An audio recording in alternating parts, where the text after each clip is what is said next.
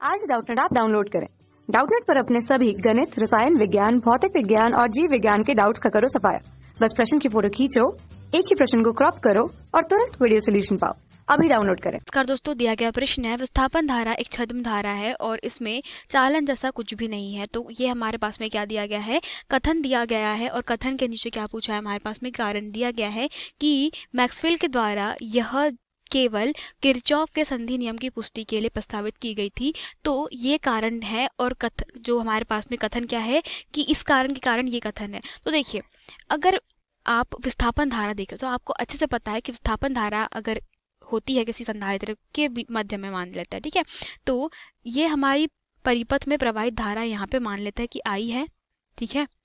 तो आई के कारण हम जानते हैं कि विद्युत चुंबकीय क्षेत्रों में क्या होता है, चुंबकीय क्षेत्र उत्पन्न होता है, ठीक है। तो हम लोग पहले कथन पढ़ते समझते हैं और फिर कथन के कारण कारण की भी पुष्टि करते हैं, ठीक है। तो यहाँ पे प्रवाहित धारा आई के कारण चुंबकीय क्षेत्र उत्पन्न होता है। मतलब अगर यहाँ पे कोई चुंबकीय क्षेत्र बी उत्पन्न होता है तो बी डॉट डी एल किससे दिया जाता है, वो दिया जाता है म्यू नॉट इंटू आई से। ये बात हमको पहले से पता थी, लेकिन जैसे कि एम्पियर ने जो नियम दिया था उनके अनुसार अगर यहाँ पे संधारित्र की बात कर ले, ठीक है, ये हमारा संधारित्र है ना। संधारित्र के बीच में फिर अगर धारा प्रवाहित नहीं होती है बीच वाले हिस्से में, तो फिर यहाँ पर तो कोई भी प्रकार का क्षेत्र नहीं उत्पन्न होता है, फिर भी यहाँ पे चुंबकीय क्षेत्र उत्पन्न होता है। तो एम्पियर का नियम ना ये व्याख्या नहीं कर पाया था। तो जो मैक्सवेल का समीकरण था, तो मैक्सवेल के समीकरण के माध्यम से फिर यह पता चला कि यहाँ पर क्या हो रहा है, यहाँ पर हमारे पास में परिवर्ती विद्युत क्षेत्र ई के कारण, मतलब यहाँ पे क्या हो रहा है दोस्तों, विद्युत क्षेत्र ई के कारण यहाँ पे जो गुजरने वाला फ्लक्स है उसके कारण क्या हो रहा है, यहाँ पे डी फाई ई के बटे में डी टी के कारण क्या हो रही है, एक धारा प्रवाहित हो रही है, जो मतलब क्या हो रही है,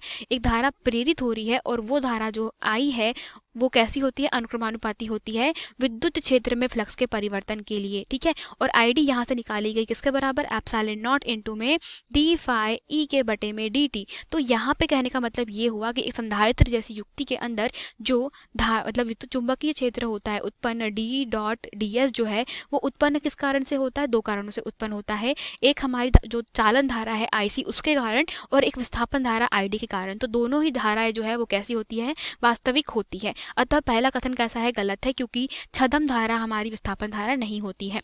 फिर बात हमारे पास में रीजन यह दिया गया कि मैक्सवेल के द्वारा किरचॉफ के संधि नियम की पुष्टि होती है। तो किरचॉफ के संधि नियम के अनुसार प्रवाहित धारा अगर यहाँ पर आई है तो यहाँ पर धाराओं का योग और इस दोनों बिंदुओं पर धाराओं कैसी होनी चाहिए, धाराओं का मान समान होना चाहिए। कहने का मतलब यह है कि अगर यह धारा आई यहाँ से प्रवाहित हो रही है तो यहाँ पे संधारित्र के बाद में इस बिंदु से भी धारा जो है वो क्या ही प्रवाहित होगी, आई ही प्रवाहित होगी, है ना। तो इस स्थिति में अगर यहाँ पर हमारे पास में धारा आई प्रवाहित हो रही है और बीच में कोई संपर्क नहीं है तो फिर ये आई धारा कैसे प्रवाहित हुई। तो इसके कारण ये जो किरचॉफ का नियम है उसके अनुसार उन्होंने यह पुष्टि करी थी कि यहाँ पर एक विस्थापन धारा आईडी प्रवाहित होती है। लेकिन ये प्रस्तावित किरचॉफ के संधि नियम की पुष्टि के लिए की गई थी, तो यह कथन असत्य है। यह एम्पियर के नियम को पूर्ण करने के लिए की गई थी। तो हम कहेंगे कि दोनों ही जो कथन और कारण है दोनों कैसे दिए गए हैं, गलत दिए गए हैं। और यही हमारे प्रश्न का उत्तर है। धन्यवाद।